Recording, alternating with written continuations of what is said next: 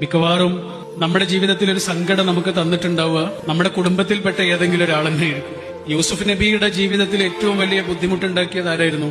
അദ്ദേഹത്തിന്റെ കുടുംബത്തിലുള്ള ജ്യേഷ്ഠന്മാരാണ് ആണല്ലോ. ആ ചെറിയ മോനോടുള്ള അസൂയ കാരണം ആരും ഉപയോഗിക്കാത്തൊരു പൊട്ടക്കിണറ്റിൽ കൊണ്ടുപോയി ആ കുട്ടിയെ വലിച്ചെറിഞ്ഞു. കൊല്ലാൻ വേണ്ടിയാണ്, പക്ഷെ പഠിച്ചോ രക്ഷിച്ചു അല്ലെ. പൊട്ടക്കിണറ്റിൽ കൊണ്ടുപോയി എറിഞ്ഞ മനുഷ്യനെ ഈജിപ്തിലെ കൊട്ടാരത്തിലെ മന്ത്രിയാക്കി പഠിച്ചോൻ. ഇതാണ് പഠിച്ചോന്റെ പ്ലാന്. യൂസുഫ് നബി ജനിച്ചത് എവിടെയാ?